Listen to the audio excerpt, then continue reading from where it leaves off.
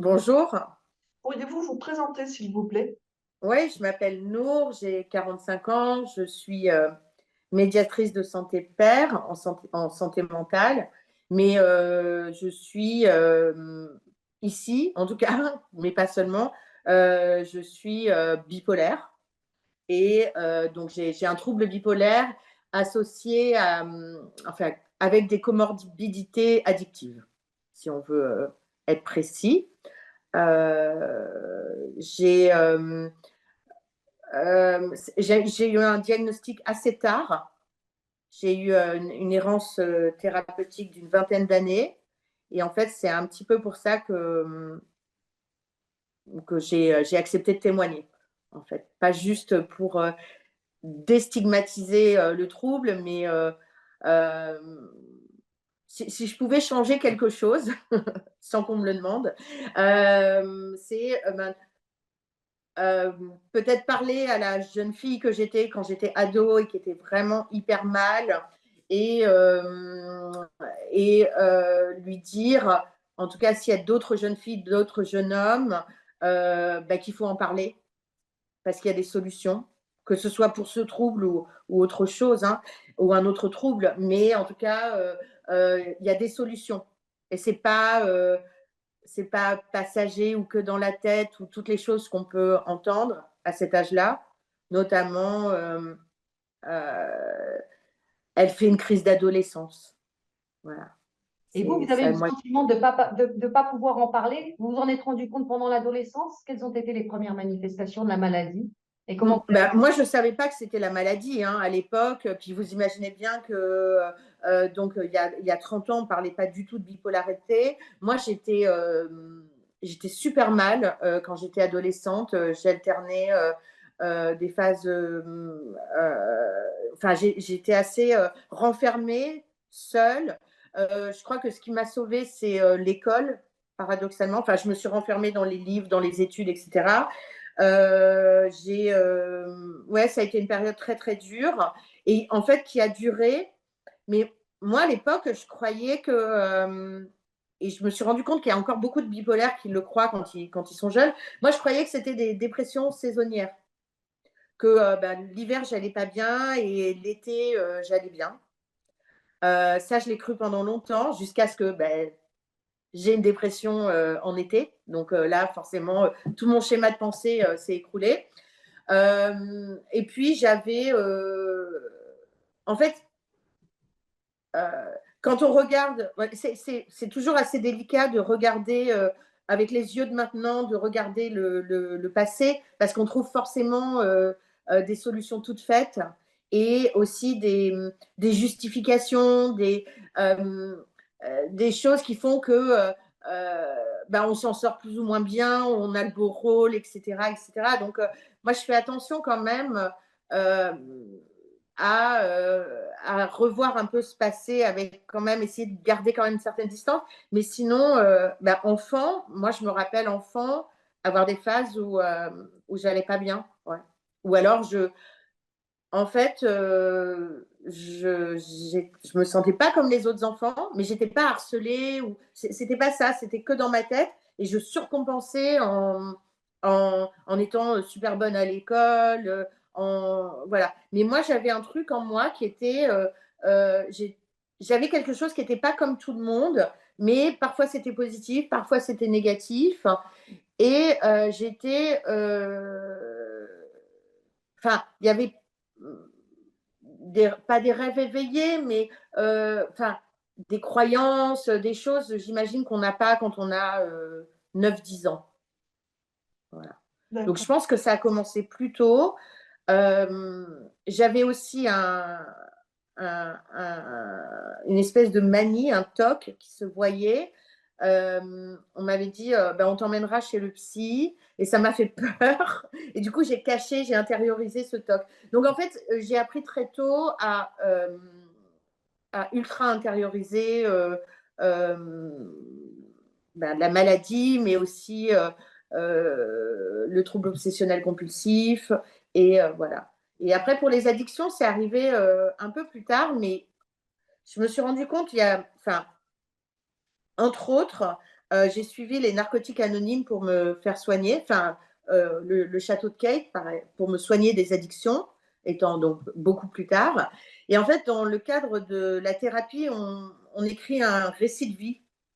Et en fait, c'est pour s'apercevoir. Alors là, c'est vraiment les addictions pures.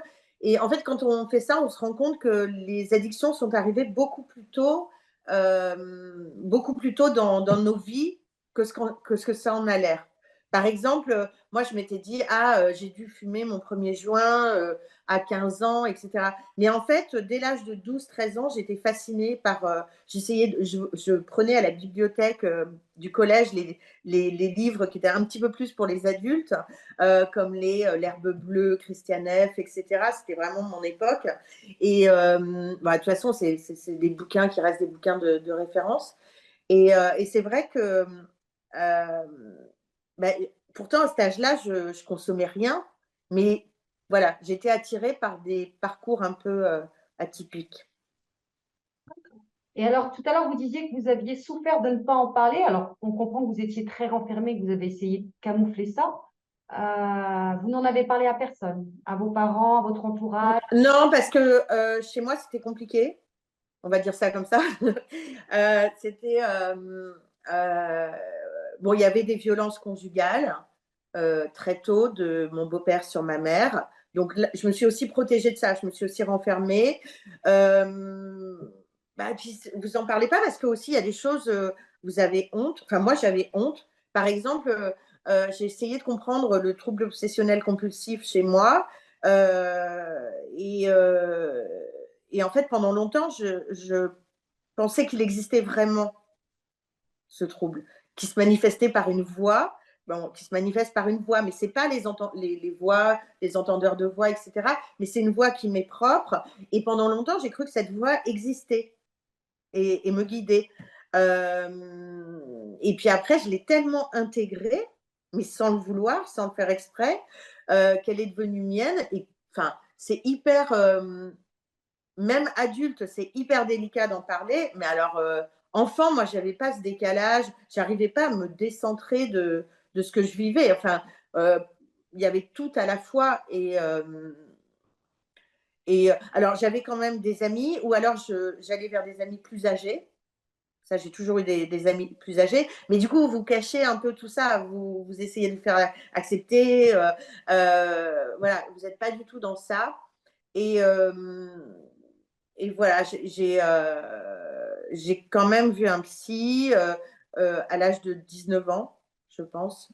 Ça correspondait aussi à la première année où on est à la fac, où on est en dehors. C'était d'ailleurs le psy de la fac, enfin, où, bon, je ne sais plus exactement.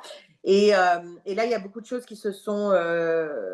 Mais ce n'était pas encore la bipolarité. Il y avait tellement de choses à dépatouiller que ce n'était pas encore la bipolarité. Et la première fois qu'on m'a parlé de bipolarité, c'est à l'âge de 23 ans, mais on m'a parlé de maniaco-dépression, maniaco-dépressive. Alors là, moi, Et on m'a demandé si je me sentais maniaco-dépressive. Et j'ai dit, non, pas du tout, parce que moi, dans maniaco-dépressive, j'entendais dépressive. J'estimais que j'étais pas quelqu'un de dépressif. J'étais quelqu'un qui avait des dépressions, mais j'étais pas dépressive sur le long terme. Et puis, alors, maniaco, je l'avais pas compris à l'époque, parce que bon, forcément, on nous l'explique pas comme ça. Et moi, je comprenais quelqu'un qui était maniaque. Moi, j'étais pas du tout maniaque. Et voilà, donc c'est un premier diagnostic qui est un peu loupé à 23 ans. Et puis après, ça a été une errance parce que, mais aussi par ma faute, hein, parce que, en fait, quand vous êtes bipolaire, quand vous allez bien, même trop bien, vous consultez pas. Donc, en fait, vous allez chez le médecin généraliste ou chez le psychiatre que quand vous allez vraiment pas bien. Donc c'est biaisé. Il y a quelque chose de biaisé.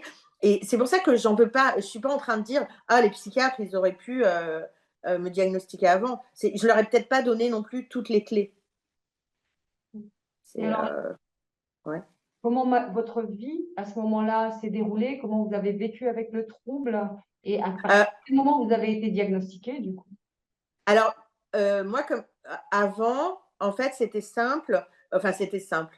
J'essaie de simplifier. C'est que moi, quand j'ai une structure, c'est-à-dire des études, un métier, quelque chose où. Donc, je ne savais pas que j'étais bipolaire, mais je savais que c'était ça qu'il me fallait. Une structure, un métier, me lever tous les jours à la même heure, nanana, nanana. Bon, forcément, je ne faisais pas ça tout le temps. Mais quand je le faisais, ça fonctionnait. Après, comme j'avais aussi une consommation de drogue, notamment festive le week-end, bon, ben, c'est vrai qu'une psychiatre qui m'a suivie pendant longtemps pensait que c'était dû à ça. Que mes dérèglements, et à l'époque, on parlait aussi beaucoup de dérèglement de la sérotonine chez certaines personnes. Donc, elle me disait, bon, bah, vous, plus tard, autant on fera une IRM et on verra que votre sérotonine, elle est mal irriguée ou quelque chose comme ça. Et j'ai eu aussi beaucoup de périodes où je m'auto-médicamentais, c'est-à-dire que moi, j'avais un médicament, un antidépresseur que j'adorais, bah, j'allais le réclamer dès que j'en avais besoin, quoi. Donc, puis ça, enfin, il ne faut pas croire que parce qu'on est malade, on est un peu bête ou débile, hein. On peut aussi être très manipulateur pour avoir ce qu'on veut. Après, il y a eu un moment, j'ai vraiment fait un épisode tel. Disons que j'ai été, alors pour le coup, en hypomanie totale et un épisode maniaque. Je ne le savais pas hein, à l'époque, mais épisode maniaque. Et tout d'un coup, quelque chose s'est cassé et je suis tombée, mais comme si j'étais tombée une chute du 9e étage. Vraiment, littéralement. J'étais pendant 15 jours impossible.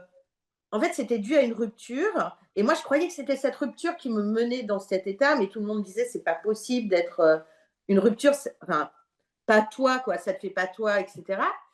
Et tout à coup, je suis tombée, en fait, enfin, j'essaie de simplifier, mais je suis tombée sur ce que fait Argos 2001 à Paris, l'association des bipolaires.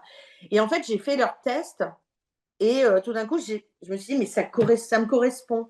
Et je me suis dit, mais en fait, maniaco-dépressif, c'est bipolaire. Et toutes ces années où on me disait, oui, il y a une possibilité que vous soyez maniaco-dépressif, mais moi, j'étais là, c'est hors de question. En fait, voilà, c'est pour ça que les mots ont de l'importance.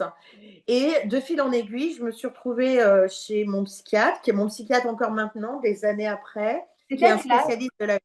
Pardon? Excusez-moi, c'était à quel moment et à quel âge que vous êtes Alors, c'était vers pas loin, j'approchais 40 ans quand même. Ouais. Donc, il y a eu vraiment des longues années où bah, automédication, un coup drogue, un coup pas drogue. Donc, quand je prends pas de drogue, ça va mieux. Un coup boulot, un coup pas boulot. Je partais énormément en voyage. Enfin, en fait, c'était un peu n'importe quoi. Et puis, j'avais quand même, je rends un peu hommage, j'avais un compagnon bah, qu'on a vraiment bavé, quoi, qui a vraiment subi toutes mes crises. Lui, il savait qu'il y avait un truc. Et je lui avais fait jurer de rien dire à personne parce que je voulais pas perdre mes amis, etc. Et bon, comme il arrivait à me maintenir, à me rassurer, enfin, c'était, voilà, à cette époque, enfin, voilà, puis si, en toute façon, je laissais tomber des boulots, enfin, je passais un peu comme ça, quoi. Enfin, comme beaucoup de malades, je pense.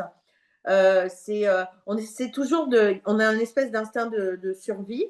Et puis, quand il y a eu cet épisode, je pense vers 38 ans, ça a été, alors là, ça a été le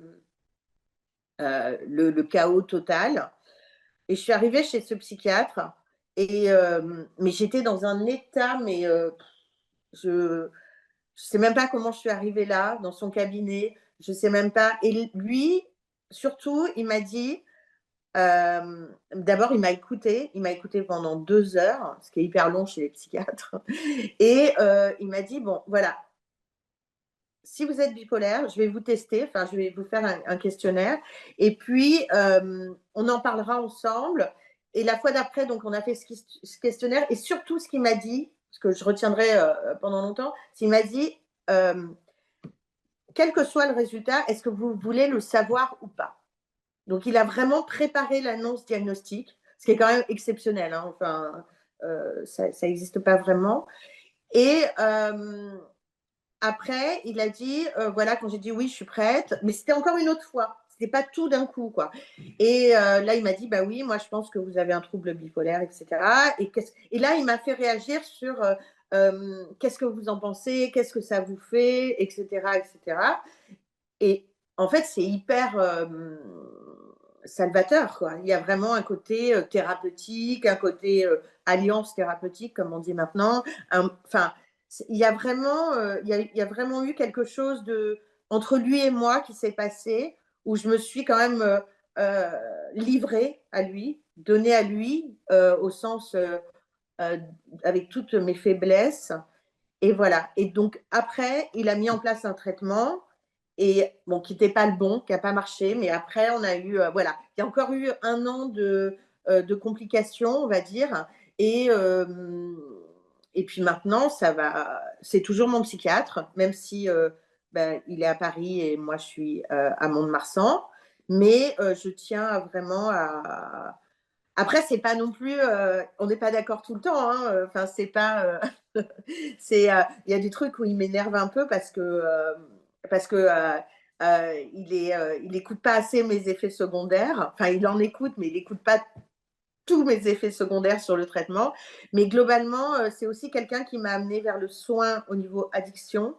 C'est-à-dire que il n'a pas joué à l'addictologue. Il a dit, bah, moi, c'est pas mon taf. Enfin, il l'a pas dit comme ça, mais c'est pas mon boulot. Mais je vais vous orienter vers quelqu'un. Et ça, j'ai trouvé ça assez incroyable parce que les 20 ans auparavant, on m'avait jamais dit ça en fait. Ben, moi, je vais pas y arriver ou moi, c'est pas mon truc. Je vais vous orienter vers ou voilà. Donc, donc pour moi, le diagnostic a été vraiment un moment presque libérateur. Enfin, je pouvais mettre le mot sur quelque chose qui existait depuis des années et quelque chose qui, de toute façon, faisait. On dit souvent, enfin, maintenant on dit oui, on doit pas dire je suis bipolaire, on doit dire j'ai un trouble bipolaire. Mais bon, je trouve que c'est encore un truc qui a été inventé par des non bipolaires. Mais en tout cas, je sais pas. Mais moi, enfin, ça fait partie de moi. Et enfin, ça va rien changer le fait de dire j'ai plutôt que je suis. Et en disant je suis bipolaire, au contraire, c'est quelque chose que je visualise, je le cadre et je peux agir dessus. Ça, c'est important pour moi. Et c'est quelque chose aussi qui est. C'est pas un truc que je perds et que j'ai pas. Je suis toujours bipolaire. Sauf que maintenant, j'ai un traitement et sauf que surtout, j'ai de l'éducation thérapeutique. Enfin, en tout cas, de la psychoéducation avec mon psychiatre et puis maintenant à côté. Mais euh, je sais, moi, j'ai encore des crises. Hein. Enfin, je veux dire, c'est pas parti avec le traitement. Ça s'est atténué.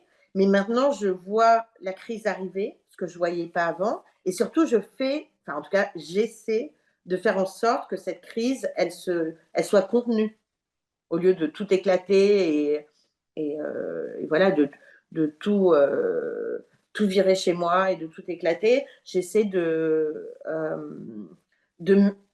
mettre mettre en marche, mettre en, des petits. C'est un peu des pas par-ci par-là pour contrer l'épisode, que ce soit l'épisode dépressif ou maniaque.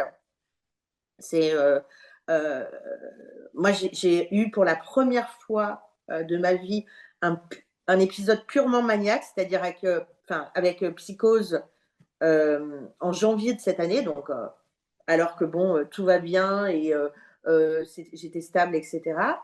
Et, et vraiment, on a su, avec le psychiatre, le contenir ensemble, à distance. J'ai réussi à aller jusqu'à Paris aussi pour qu'il me voie, etc.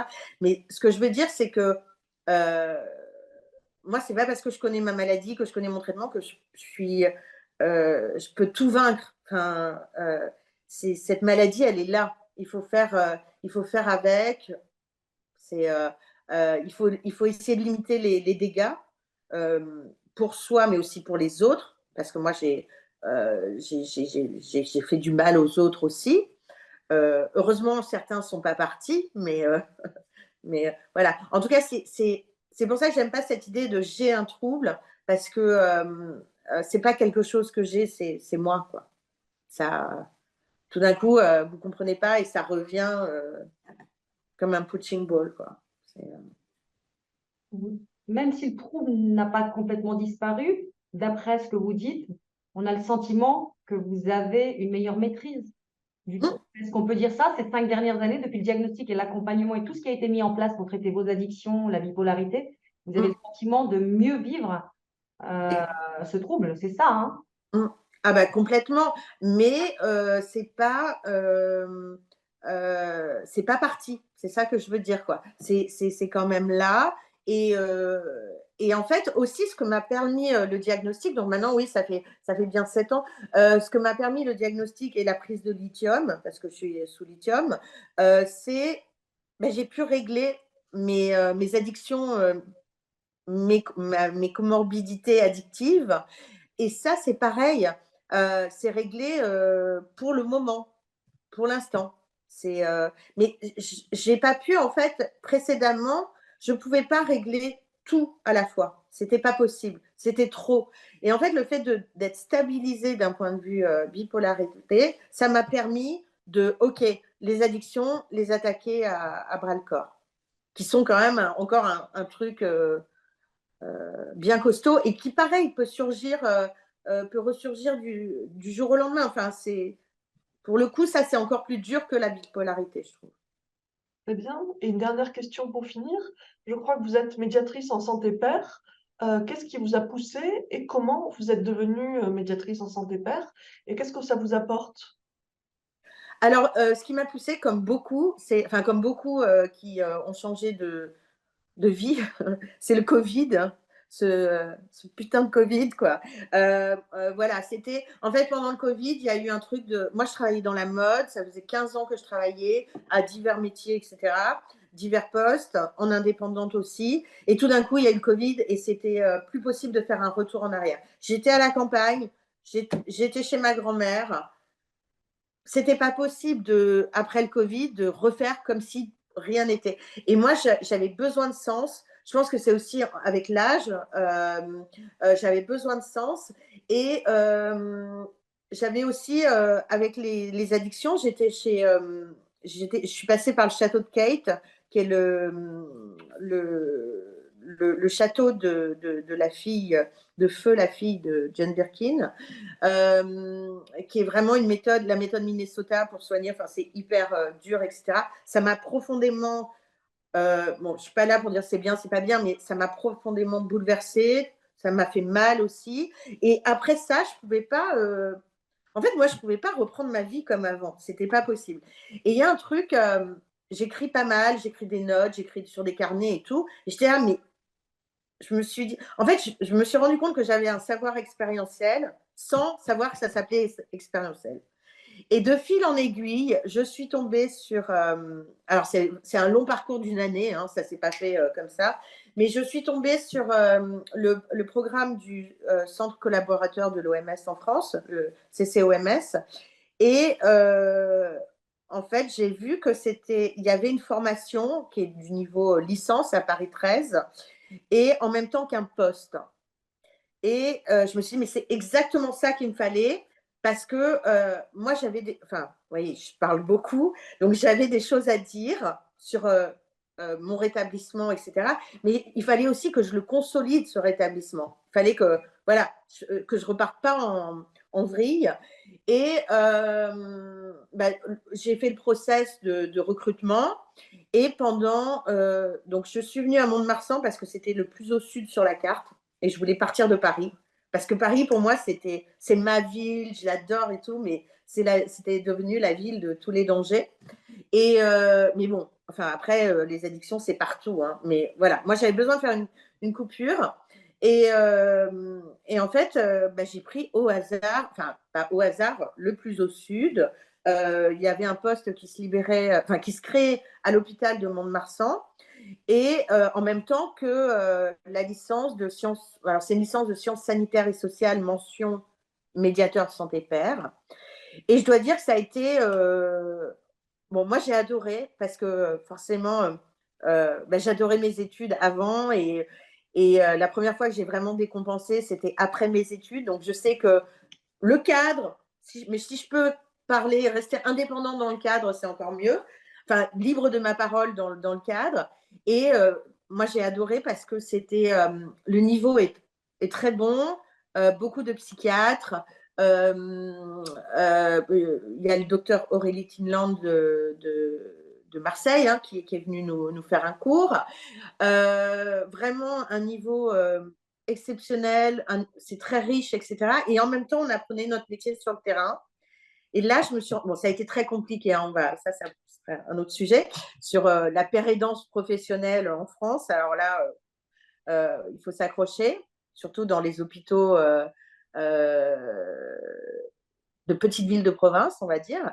Mais je me suis accrochée et en fait, on sent enfin, franchement, il y a une place pour nous, que ce soit les péridants, médiateurs, on s'en fiche.